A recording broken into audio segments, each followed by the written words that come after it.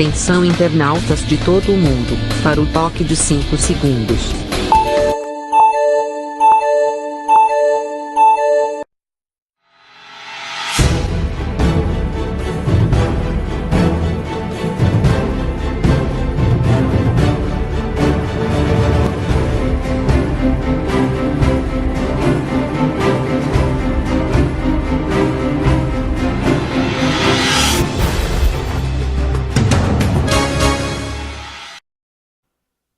Alô, gente amiga, começando mais um programa Sérgio Cruz aqui pela viamorena.com.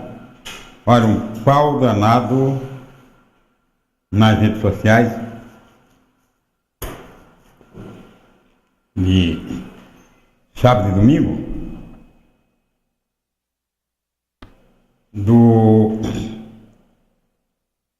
publicação do memorando da CIA indicando os generais Ernesto Geisel e João Figueiredo como executores, de adversários políticos durante a ditadura militar. Eu fiquei impressionado com o número de pessoas, que defendem não só a atitude tomada pelo Geisel, como também aqueles que abertamente apregoam a volta dos militares ao poder. Desde 85, desde 60, eu não via tanta preferência, por um regime de exceção. Vi isso em 64, quando a extrema-direita e os movimentos de conservadores foram para a rua nas famigeradas marchas da família com Deus pela liberdade, para pedir o golpe militar de 64. Terminou acontecendo porque era uma situação completamente diversa da situação de hoje. Naquele tempo, em 64, havia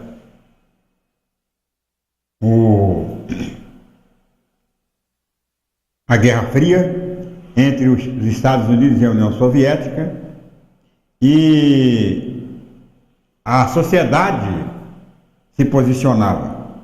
E aqui há posicionamento social, ou pelo menos dos mais conservadores, que tinham capacidade de mobilização, foi a favor dos Estados Unidos. Então, é claro que foi um golpe de Estado com um forte conteúdo ideológico, patrocinado pelos Estados Unidos, contra os comunistas. Hoje é diferente, hoje não tem, apesar do apelo, contra os comunistas e tal, não existe, como não existia em 1964, nenhuma ameaça comunista no Brasil. Se houve alguma ameaça no período de 64 a 85, foi a partir de 1968, quando a juventude, jovens, rebeldes, equivocadamente, resolveram partir para ações de violência. Eu falo equivocadamente porque essas ações de violência, em verdade, também chamadas de terrorismo, incluindo aí a guerrilha do Araguaia, terminaram fortalecendo a área mais radical das Forças Armadas, que queriam endurecer ainda mais o regime, sobretudo depois de 68, quando houve a decretação do Ato Institucional número 5, ou o AI-5, como ficou conhecido. Hoje, o apelo, né, comunista e tal já não sensibiliza muito, porque os próprios americanos não estão preocupados com os comunistas.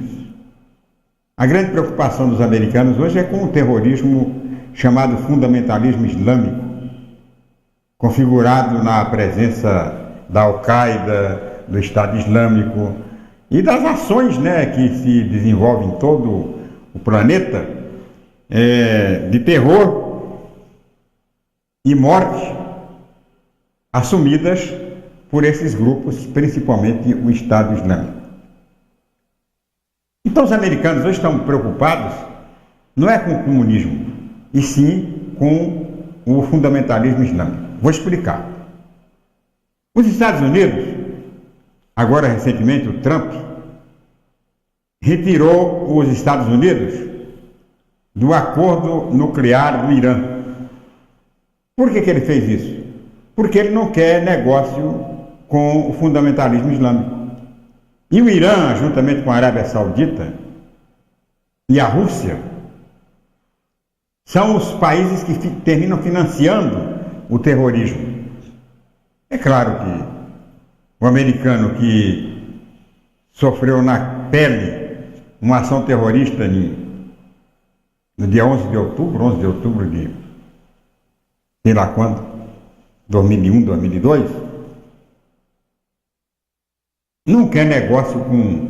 E essa manifestação já havia sido dada pelo próprio Obama, apesar de muito mais moderado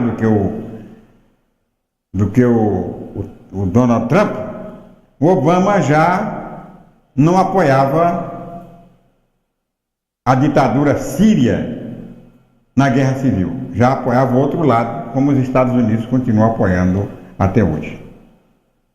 Então rompeu esse acordo, atacou bases sírias, né, já 2 vezes, em função da denúncia de guerra química. E hoje os americanos, o presidente da República, prefere negociar com os comunistas. Tanto que o Trump já marcou, inclusive, uma rodada de negociação com o baixinho sinistro lá da Coreia do Norte. Os Estados Unidos mantêm relação muito estreita com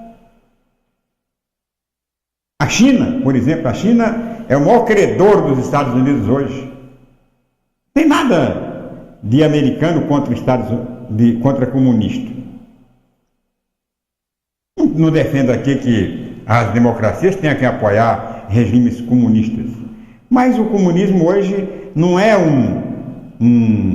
uma ameaça para a humanidade, como foi em 64, durante a Guerra Fria.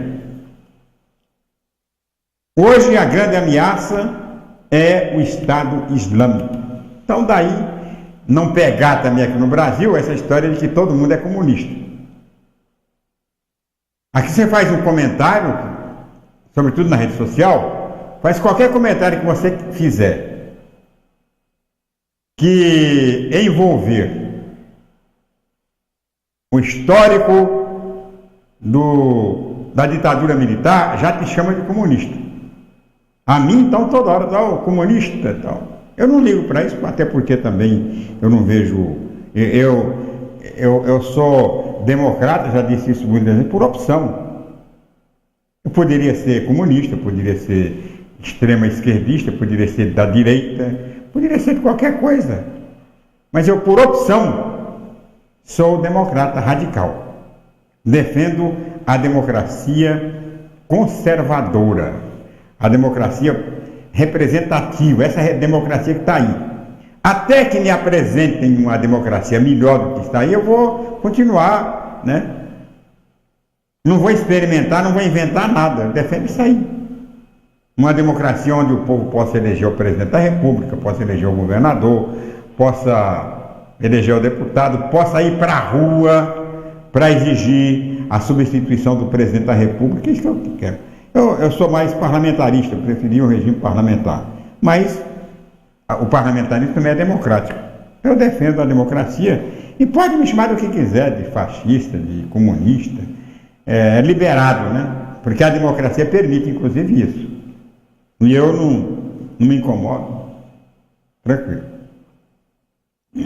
Eu só queria, e esse desafio eu já fiz na rede social e vou fazer aqui agora, discutir tecnicamente a ditadura militar.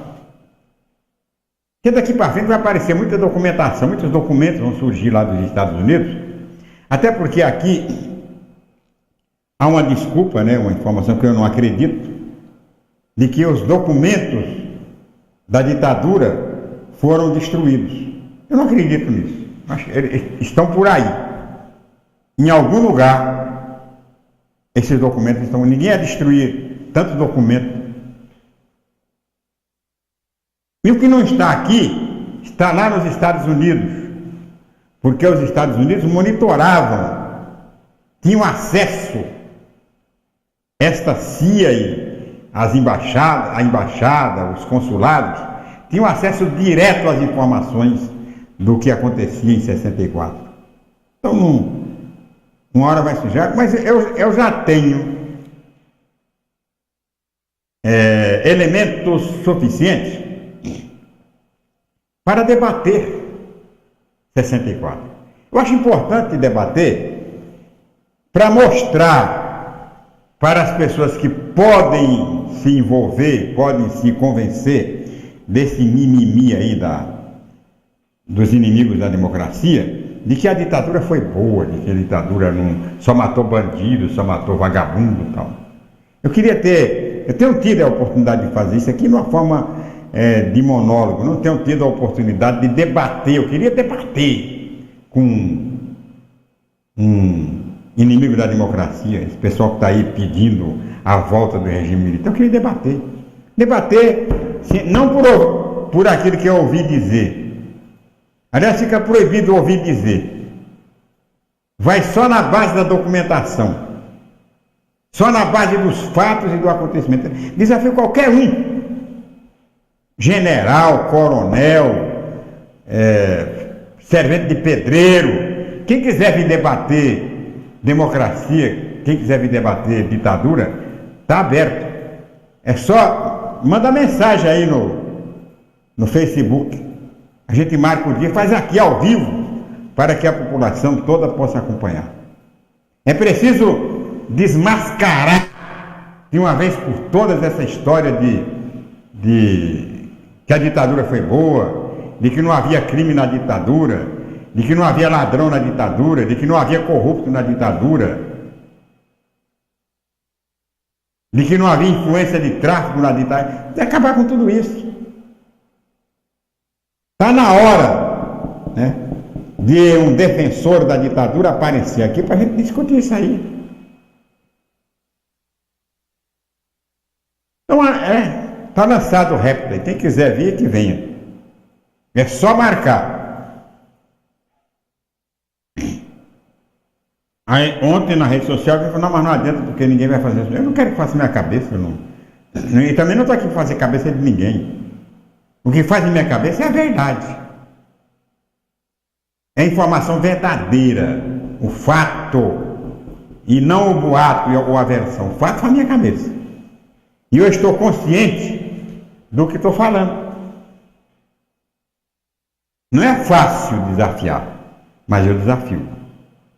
O desafio a gente já coloca tudo ao limpo, né? Porque o pessoal não sabia aqui, ó. O pessoal defendia, não, porque a ditadura, a economia. Que economia? A ditadura foi o maior fracasso da economia do Brasil.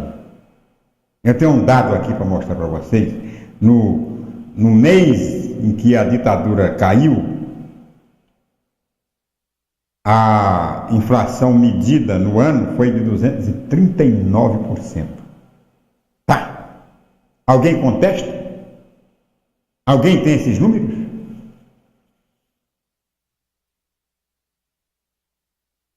Cada ano eleitoral, tem uma lenda, né? Uma legenda.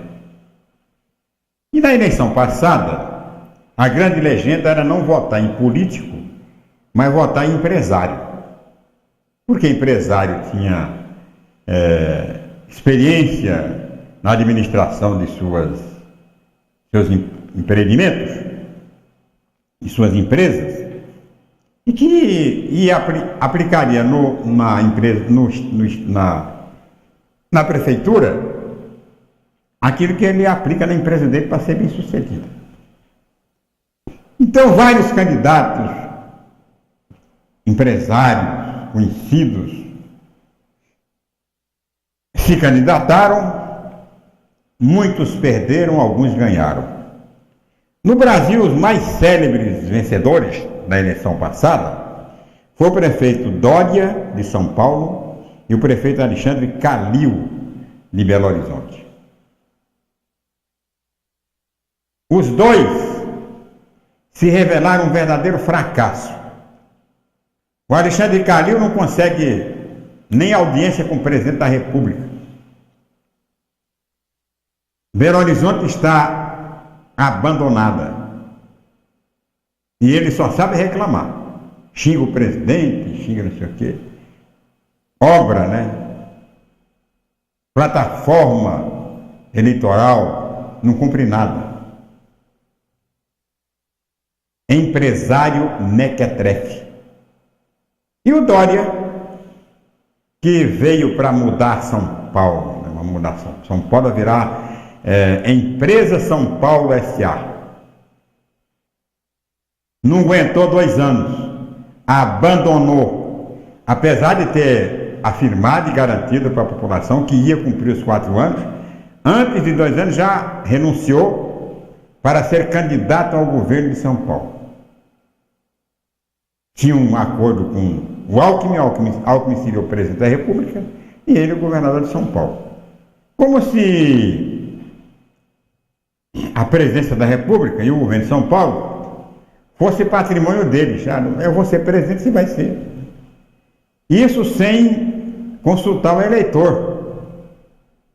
Então, essa história de que empresário, né, tem que ser empresário e não político, tem que ser juiz, promotor, não político, essa história tudo é lenda.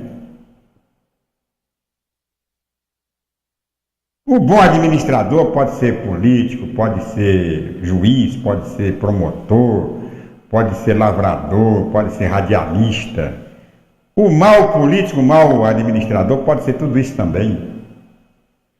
Nós tivemos aí um exemplo de bom empresário e bom administrador, por exemplo, no Paraguai.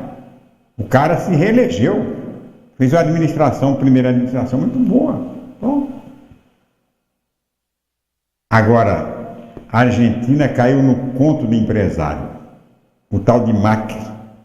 Não, porque o Macri vai ser o resgatar a Argentina das mãos da Cristina Kirchner, que era populista, esquerdista, comunista. O Macri vai resolver o problema da Argentina. Entrou, enquanto ainda restava algum resquício do governo, alguma herança do governo Kirchner, ele foi embora. Administrou bem e tal. De repente, a crise, né? A crise por falta de gestão do Macri e com o empurrão dos Estados Unidos. Os Estados Unidos aumentaram o juro, né? Os dólares argentinos voltaram para os Estados Unidos, que rendimento em dólar é melhor do que rendimento em pesos. Assim como está havendo migração de dólar do Brasil para os Estados Unidos. Todo quanto é país onde há investimento estrangeiro, o pessoal está levando para os Estados Unidos. Se o juro lá permanecer por mais tempo, fica mais de hora que baixar o juro lá, que compensar, voltar a investir no Brasil e na Argentina, e voltam. Capital não tem pátria. Capital não tem pátria, capital é cidadão do mundo, né? Tem dinheiro onde ele está. Onde tem facilidade para ele crescer, é onde ele está. É igual o mosquito da dengue, né? Mas o senhor Macri não deu conta. Apavorou e não teve outra saída a não ser procurar o Fundo Monetário Internacional, o famigerado FMI, que até o governo do Lula mandava no Brasil. A economia brasileira era determinada pelo Fundo Monetário Internacional. O Fundo Monetário Internacional emprestava dinheiro, mas obrigava o governo a ler numa cartilha do Fundo Monetário Internacional, provocando recessão. Eu me lembro, no tempo da ditadura militar, foi 21 anos, né, de pressão, você aguentando aqueles representantes do Fundo Monetário Internacional interferindo na política econômica do Brasil, os generais tendo que ceder, tem que bater continência para o capital estrangeiro. Entrou o Fernando Henrique, me parece que ainda fez um empréstimo alto do Fundo Monetário Internacional. E somente no governo do Lula, não estou defendendo ninguém não, gente, mas foi no governo dele, do Lula, que o Brasil pagou a dívida do FMI. Foi nesse governo, ou não foi? Pagou o que devia para o FMI. Pagou e ainda se tornou credor do Fundo Monetário Internacional. E até agora, mesmo com toda a crise havida com a irresponsabilidade da Dilma Rousseff, com a incompetência do Temer, o Brasil ainda não falou em recorrer ao FMI. Nem mesmo para pegar o que ele tem lá. Está lá depositado. Dinheiro que pode salvar a Argentina agora do debacle. Estou dizendo isso apenas para ficar bem claro que, historicamente, não existe o bom administrador de uma determinada classe. Não, daquela classe, o cara é bom administrador. Não é bem assim. Da bom administrador, tudo depende da conjuntura. E depende do cara ser bom administrador, porque você administrar uma empresa é uma coisa, administrar um Estado é outra coisa completamente diferente. Você vai administrar o bem público, o Estado, a União, o município, você vai encontrar com uma coisa que você não tem na sua empresa, que chama-se burocracia. Burocracia para tudo. O Estado é cheio de burocracia. O pessoal rouba. Mas não é por falta de burocracia. Burocracia tem demais. É diferente. Na empresa você quer comprar uma coisa, você compra uma e compra. Pega a nota, no serviço público é totalmente diferente. Esse negócio de pegar a nota não. Tem que abrir licitação, tem que aguardar os recursos, né, de empresas que não foram classificadas na licitação. É um problema. Pensa que é mole, que é brincadeira, mas não é não. Quero agradecer a todas as pessoas que acompanham esse programa pelo Facebook, pelo YouTube e pelo canal da viamorena.com. Avisar o pessoal do YouTube, do Facebook, que nós temos o canal direto, que você assiste uma programação durante 24 horas no ar. É só acessar viamorena.com ou viamorena.com.br. Nós temos aqui notícia, informação, esporte, entretenimento, desenho animado, documentários. É um canal de televisão feito pela internet. Primeiro canal de televisão da internet no Mato Grosso do Sul e um dos primeiros no Brasil. Então está aí já uma programação consagrada. Se você não assiste a Via Morena pelo canal direto e quiser fazê-lo em HD, é só acessar viamorena.com ou viamorena.com.br. O programa de hoje vamos mostrar a entrevista do presidente da Assembleia Legislativa, do Júnior Mock, do MDB, falar aqui sobre como vai ser o trabalho da Assembleia durante a campanha eleitoral, vai falar aqui desse desembarque do MDB do governo do Reinaldo Azambuja e outros assuntos do mais alto interesse político do estado de Mato Grosso do Sul, depois do tempo, com climatempo.com.br, temperatura para Mato Grosso do Sul e para o Centro-Oeste.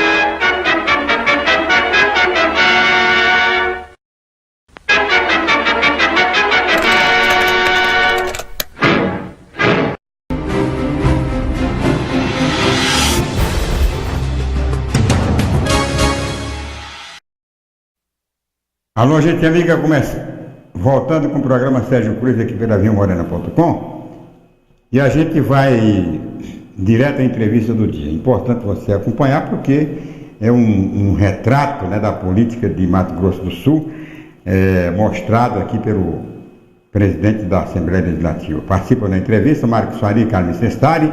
O nosso entrevistado é o presidente da Assembleia Legislativa de Mato Grosso do Sul, do MDB, deputado Júnior Mock. O nosso entrevistado de hoje, nosso convidado, é o presidente da Assembleia Legislativa do Estado, deputado do MDB, Júnior Mock, a quem agradeço a presença e já pergunto, estamos em maio, secretário, presidente, e a Assembleia já aí, não digo dificuldades, mas já teve algum problema com relação a quórum para as sessões, e isso, claro, prejudica o governo, prejudica a população, e como nós estamos em maio, não sei se pode-se dizer que é por causa do período eleitoral. O que é que está acontecendo? Tem justificativa para essa questão, presidente? Bom dia.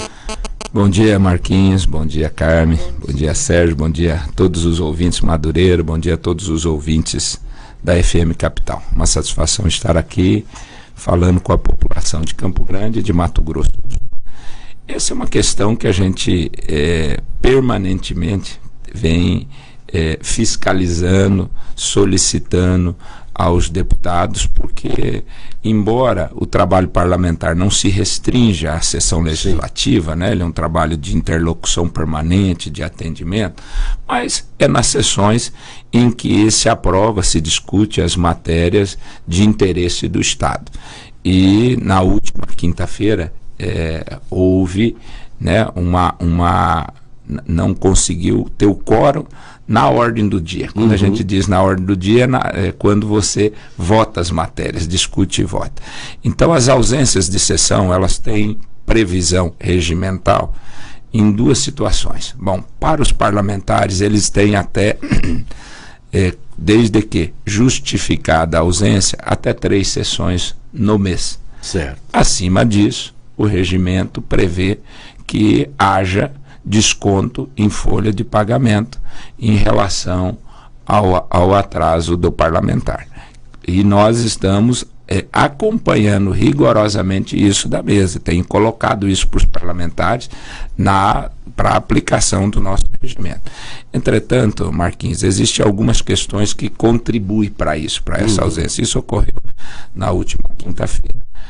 Principalmente quando, nesse momento, né, o governo do Estado tem percorrido o Estado, lançando e entregando obras. Certo. E, obviamente, vários parlamentares, quando o governo vai na sua base eleitoral, na sua região, tem o interesse de participar do ato, até porque foi ele que fez a interlocução junto ao governo para a entrega daquela obra que a própria sociedade e a comunidade local solicitou. Então, às vezes 3, 4, 5 parlamentares vão. Então a gente tem também solicitado ao governo do Estado que as ações, os atos do governo em relação à entrega de obras ou essas assinaturas de convênio, mesmo quando feitas ali na governadoria, normalmente vai um grupo de parlamentares, porque o parlamentar tem interesse e ele participa de várias ações, e vários desses convênios eles estão sendo assinados, acordados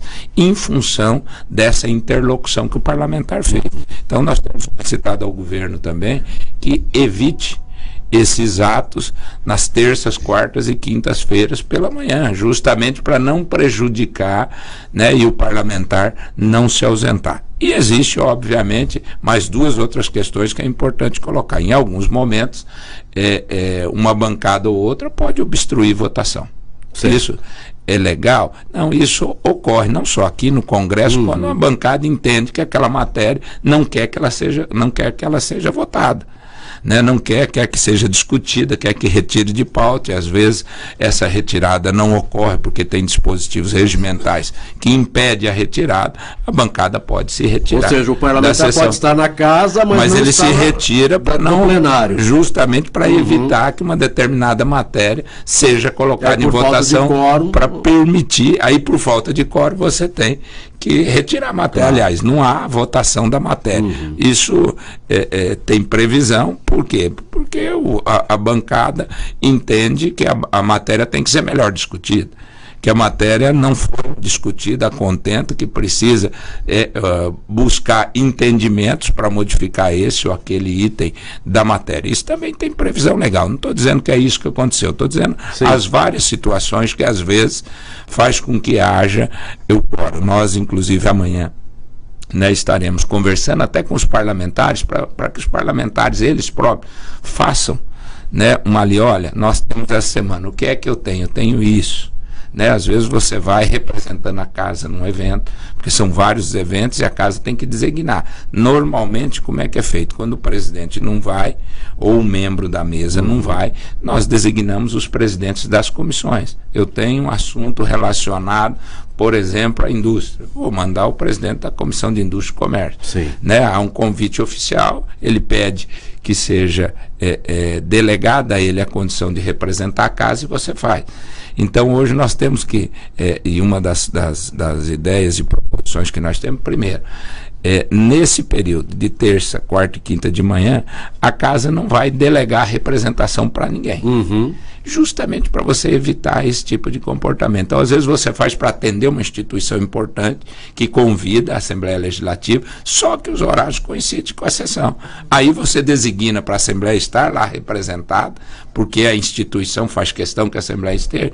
Entretanto, nós temos problema porque coincide os horários. Então, tudo isso contribui, às vezes, para ao invés de você ter o número de parlamentares necessários para estabelecimento do quórum, que o quórum mínimo é 13, é metade mais um, né? Então você acaba tendo essas dificuldades. Então a casa, a gente já veio há tempo conversando isso com os parlamentares, mas nós vamos ter que agora, né, até por conta do processo eleitoral, e para não se dizer, e eu digo aos parlamentares, é muito pior, né, você está lá atendendo uma base, faz que é importante que você levou, do que você ter uma ausência e essa ausência ser o desgaste pela sua ausência na sessão.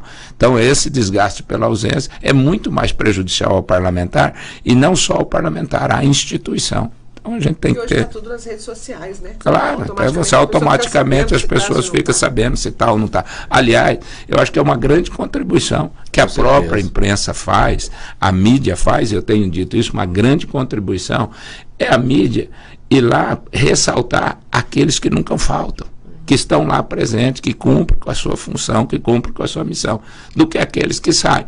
Não estou aqui para criticar um ou outro, mas eu acho que essa é uma contribuição, porque o parlamentar, preocupado com a sua imagem, vai fazer questão de estar lá presente. E só lembrando, Sérgio, que essa era uma preocupação do deputado, presidente da Assembleia, o deputado Júnior Mock, com relação, né, ao quórum, sempre que esteve aqui no programa Tribuna Livre, falando aos deputados, dando aquele recadinho: olha, gente, precisamos trabalhar, né, e claro que a campanha está próxima, mas nós precisamos também, né, resolver as questões aqui do Mato Grosso do Sul nas sessões da Assembleia Legislativa. Sérgio. O presidente, o PMDB, do qual Vossa Excelência faz parte, anunciou a semana passada o desembarque do governo do Azambuja, né? O partido é importante para a formação da base do governo, deu sustentação ao governador durante esses 3 anos e meio. E em que consiste esse desembarque? Primeiro, foi uma demonstração clara de que o PMDB, na Assembleia Legislativa, está unido em torno de um projeto político que tem como pré-candidato a governador o André Putinelli, né? Isso foi uma decisão clara, até porque quando você não fala isso claramente, quando você não se manifesta claramente, você dá a oportunidade para que haja várias discussões e comentários a respeito disso. O PMDB não está unido, uma parte está aqui, outra parte prefere isso. Não, nós temos, isso é uma decisão de partido, nós temos um projeto em que teremos candidato a governador, teremos candidato a senador. Então não tem sentido não ter essa manifestação, já que na Assembleia Legislativa é onde o PMDB tem uma bancada forte, consistente, que contribui, obviamente, com a administração estadual. E ao desembarcar, ou seja, ao sair da base do governo, nós deixamos muito claro que nós estamos saindo da base do governo, mas não somos contra, não somos oposição ao governo em relação às questões de interesse do Estado. O PMDB sempre agiu com responsabilidade e com coerência. Na hora de deixar no meu pronunciamento, eu disse, no mandato passado, durante os 8 anos do governo André Putinelli, nós tivemos o apoio da bancada do PSDB. O governo teve o apoio. E mesmo tendo candidato, o PSDB se manteve aliado em relação às questões administrativas, mesmo divergindo politicamente, às ações do governo. E não vai ser diferente com o PMDB. Quando nós decidimos apoiar o Reinaldo Azambuja, foi entre o primeiro e o segundo turno. Nós tínhamos candidato no primeiro turno, candidato que não foi para o segundo turno, nós nos reunimos, toda a bancada, e decidimos pelo apoio ao Reinaldo. E esse apoio significava também o apoio à governabilidade. Nós estávamos lá para garantir o PMDB essa governabilidade. E assim o fizemos ao longo desses 3 anos e meio. E não vai ser diferente agora, daqui até o final do mandato do Reinaldo. Ou seja, as questões de interesse de Estado a gente tem que separar. O que é de interesse? Quais os projetos importantes que são necessários ao Estado, que são encaminhados à casa? Nós vamos discutir, no mesmo comportamento que nós tivemos até agora, nós vamos manter. Então, com relação à votação, não se muda absolutamente nada. E principalmente porque o PMDB tem a presidência da casa. Sim. Na casa, eu disse lá, você tem o PT, você tem o PDT, você tem outros partidos, né?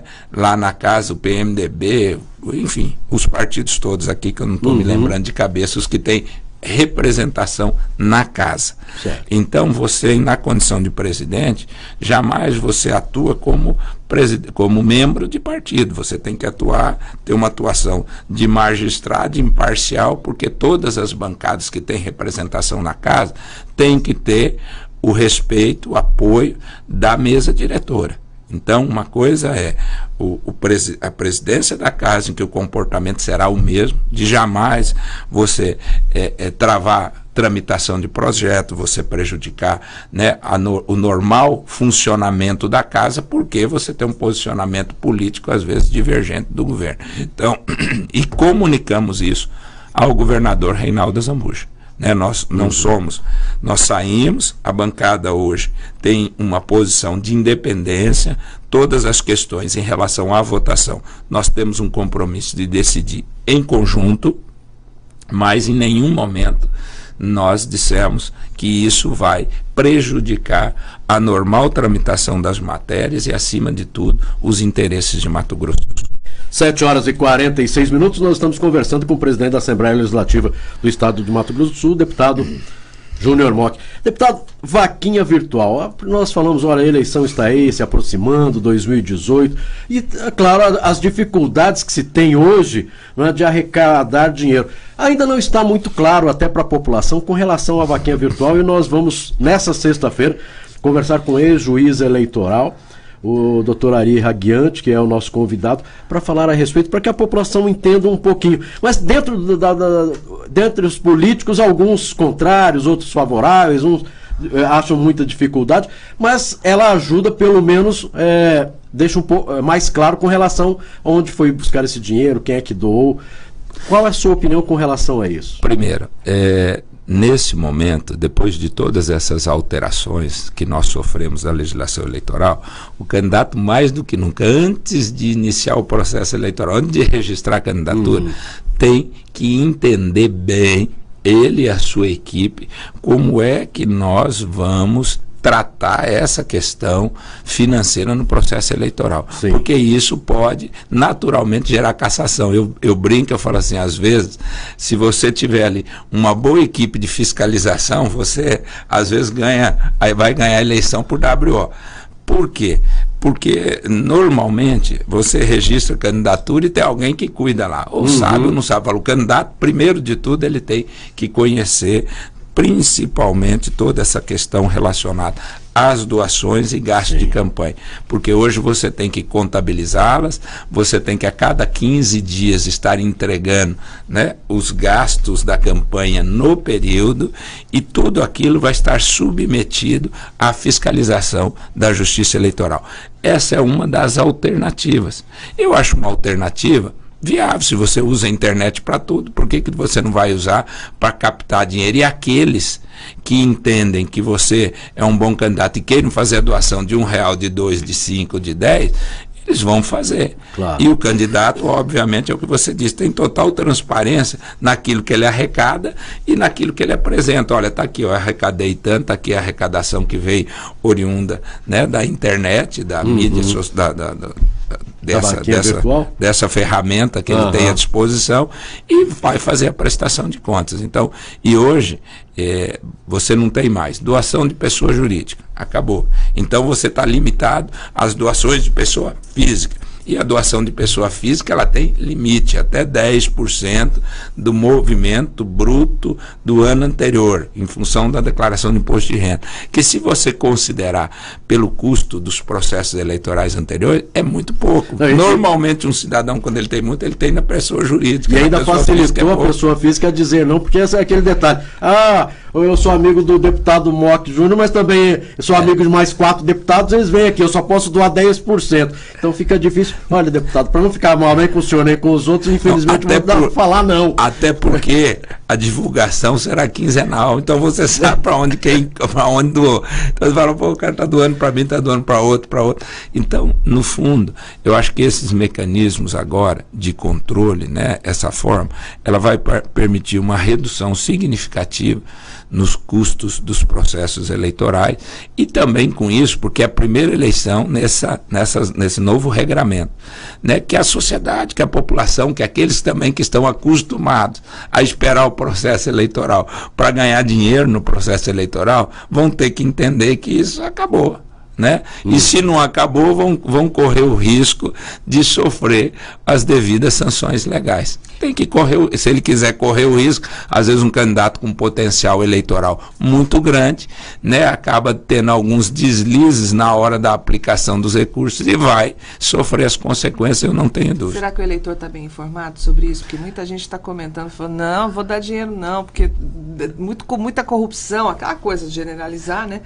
Não, esse negócio de vaquinha eleitora, vaquinha virtual, né? É uma aberração. Eu tenho ouvido muita gente falar sobre isso. Será que o eleitor está informado de como efetivamente isso vai funcionar? Eu digo o seguinte, eu não falaria dessa forma porque ela é espontânea. Né? Ninguém está forçado a nada. O cidadão que entende dessa forma, você tem que respeitar. Olha, eu não vou doar nada, não quero saber de nada. Ótimo, é um direito dele. Agora, aqueles que querem fazê-lo, é melhor fazê-lo de uma forma que é um mecanismo muito mais transparente de você fazer a doação. Muito mais transparente. Não veria, mas enfim, você obviamente acha que num primeiro momento corrupção, né? Ajuda. Porque eu acho que é um mecanismo que ele está se iniciando e acho que nos próximos processos eleitorais, assim como acontece, por exemplo, nos Estados Unidos. A doação via esse tipo de ferramenta aqui é muito grande. O Sérgio hoje comentou a respeito da dificuldade dos partidos em encontrar o vice. Hoje existe mesmo essa dificuldade entre os partidos? O senhor está sentindo essa dificuldade, deputado? Na verdade, existe a dificuldade, até você olha, o número de candidatos vai reduzir muito. Né, nas eleições proporcionais. Eu tenho dito que todo esse cenário político pelo qual nós estamos passando, as pessoas de bem que estão dentro da atividade política hoje, eles têm interesse muitos de sair, de deixar a atividade política. O que é uma pena. E as pessoas de bem que estão fora também não querem entrar. Né, em função de todo esse cenário que está construindo. Então, a preocupação é você, num processo eleitoral como esse, ao final, você diminuir muito a qualidade da representação política no Brasil diante de todo esse cenário. Porque é muito difícil, hoje eu falo, o cidadão se candidatar e se colocar à disposição para ser prefeito de uma cidade, principalmente cidade pequena. É um dilema, ele às vezes, normalmente, quando ele é alçado à condição de candidato, ele o é porque ele é um cidadão de bem, porque as pessoas conhecem, porque ele exerce uma liderança, ninguém é por acaso, vai lá ser. Ele tem um histórico dentro da comunidade, ele entra, vira, os recursos são pouco, a administração é muito burocrática, é complicado, aí ele sai, se ele sair com 10 processos é pouco, né? Então ele sai com mais, e ele passa depois ao longo da vida tentando responder os processos que houveram contra ele. Não é eu falo assim, não teve às vezes uma falha moral dele porque quis ou porque se beneficiou, se apropriou, mas é o sistema, hoje, todos os procedimentos, o nível de fiscalização que se chegou, de exigência, de conhecimento técnico, que às vezes no interior você não tem equipe, muitas vezes, para compreender toda essa burocrática e difícil arte de administrar o poder público municipal. O presidente, o senhor tem percorrido o interior, aliás, percorreu durante todo o mandato, porque o senhor é um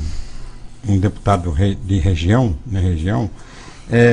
Como é que é a resposta do eleitor hoje aos políticos, sobretudo aqueles que têm mandato, né, que o senhor tem percorrido mais agora nessa fase de pré-campanha? Olha, eu durante esse mês de maio, eu devo encerrar, eu vou falar pelo meu sentimento, né? E eu tenho dito claramente, na campanha eleitoral eu vou nos municípios onde eu construí uma relação política, onde eu tenho há 10, a 15, a 20 anos, e não tenho encontrado dificuldade, em razão de que, ao longo do mandato, eu sempre estive presente, nunca deixei de estar presente nos municípios em que eu tenho uma relação política construída, com o vereador, com o prefeito, ou com lideranças locais, com as instituições, com escolas, entidades do terceiro setor. Então, eu não tenho encontrado dificuldade nesse sentido, porque a gente vai lá, você já tem uma relação construída, as pessoas, você já beneficiou de alguma forma através do seu trabalho, através das emendas, da interlocução que fez. Então eu procuro, é uma estratégia, me restringir aonde eu construí. Eu tenho dito assim, eu tenho vergonha de ir num município onde eu nunca fui, eu estou no terceiro mandato, aí vou chegar lá agora no processo eleitoral. Natural que o cidadão vai reagir com toda a razão a minha presença lá só nesse momento que nós estamos num momento de pré-campanha. Claro. Então, cada um, eu falo que nesse momento, aqueles que têm história política, aqueles que construíram através de uma relação boa, saudável com as lideranças locais, não terão dificuldades, porque a população sabe separar o joio do trigo. Né? Nós temos tudo, tem gente boa e tem gente ruim, né? Em qualquer atividade humana, e não é diferente na atividade política. Então, eu vejo assim, as pessoas colocando, fazendo as suas colocações, estão de olho nessas questões todas aí, a nível nacional, a nível de processo, a nível de todas essas investigações. Isso tudo você ouve manifestações nas reuniões que você participa. E, ao mesmo tempo, as pessoas também olham o legado histórico, a vida do cidadão. Então, acho que o eleitor ele está muito mais consciente, ele está cobrando mais, ele quer um posicionamento diferente, né? Então eu acho que isso é importante. Eu tenho dito claramente onde eu vou, por mais que nós estejamos revoltados e decepcionados com a atividade política e com uma grande parte dos políticos, nós temos que entender que também é através da política que nós vamos superar esses desafios, vencer esses obstáculos que a atividade nos impõe. Só para registrar aqui, o Pinduca de Mundo Novo está nos mandando um WhatsApp. Bom dia, o Júnior Mock sempre respeitou os espaços políticos dos seus companheiros, coisa rara nos tempos de hoje. Grande abraço, um abraço então para o Pinduca de Mundo Novo, participando aqui do Tribuna Livre. Sérgio. Meu amigo Pinduca, um grande abraço para ele, nosso pré-candidato a deputado estadual. Ah, é? Lá de Mundo Novo. Vou correr com você. Júnior Mock, presidente, o senhor falou, por exemplo, no questionamento do eleitor, na questão atípica dessa fase, na atual conjuntura, tal, com relação às investigações e tal. Você acha que isso pode refletir no ir às urnas, na abstenção da eleição, ou é como nos anos anteriores, muita gente tal, termina dando sempre o que deu? Eu acho que sim, isso vai refletir. Eu tenho a impressão de que nós vamos ter um alto índice ainda de abstenção nesse processo eleitoral, entretanto, não tanto como é agora, porque quando o processo eleitoral ele acaba aflorando, quando você inicia toda a campanha, então toda a divulgação, a discussão dos candidatos, ela acaba envolvendo as pessoas como um todo. Então, entre esse período que nós estamos agora, se você avaliar, né, o índice de abstenção demonstrado nas pesquisas de opinião pública e o índice de abstenção que nós vamos ter lá, né, no processo eleitoral, vai ser bem menor do que o é hoje. Hoje você chega a assustar, né, pelas pesquisas de opinião pública, pela manifestação de abstenção e do cidadão que declara que não vota em nenhum candidato. Mas até a eleição, ele está mais cético, ele está mais crítico, mas ele está mais observador também. Ele quer. Engraçado que eu estava ontem caminhando cedo no Parque das Nações Indígenas, tem um aplicativo agora que puxa aí o candidato. Tira foto, exato. Tira foto, vamos ver se o aplicativo está funcionando. Eu vi o cara passar e fotografar. Eu falei, então você está submetido também a todo esse tipo de acompanhamento por parte do cidadão. E a gente tem que entender, são os novos tempos, é uma mudança de paradigma, o eleitor exige uma mudança de comportamento da classe política. E aqueles que não compreenderem isso, eu com certeza acho que estarão fora. Bem, para encerrarmos, já estamos no final do nosso programa, o ex-governador André Putinelli diz o seguinte: olha, o PMDB é necessário ter candidato à presidência da República. O senhor também compartilha dessa opinião? Eu penso que todo partido político ele nasce, né, e ele existe justamente para concorrer ao pleito eleitoral, de colocar suas ideias, de defender suas bandeiras. Infelizmente, a legislação eleitoral nossa permitiu o surgimento de um grande número de partidos que acabam não tendo esses interesses. Eles querem ter partido para coligar, para acertar, para vender, para essas coisas. E acho que todo partido tem partido político. Eu brinco e falo que é igual time de futebol. Partido político que não entra... Time de futebol que não entra em campo perde torcida.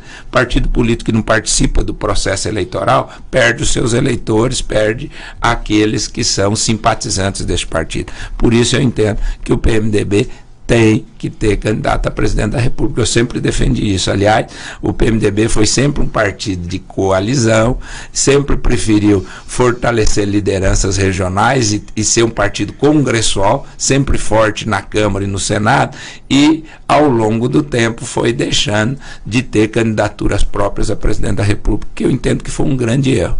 Mas sempre é momento de você rever esses erros. Então eu comungo do mesmo pensamento do pré-candidato a governador André Putinelli. Presidente da Assembleia Legislativa do Estado de Mato Grosso do Sul, deputado Júnior Mock, muito obrigado mais uma vez pela participação aqui no programa Tribuna Livre, pelos esclarecimentos à população de Mato Grosso do Sul, desejando aí uma excelente semana, já que teremos aí na terça, quarta e quinta sessão na Assembleia Legislativa tratando de assuntos de interesse da população sul-mato-grossense. Eu que agradeço a você, Marquinhos, ao Sérgio, Carmo, agradeço aqui à FM Capital por sempre nos oportunizar esse espaço para a gente prestar esclarecimento, trazer informações e divulgar um pouco das ações desenvolvidas pela Assembleia Legislativa. Um grande abraço, uma boa semana a todos aqueles que estão sintonizados. Muito obrigado.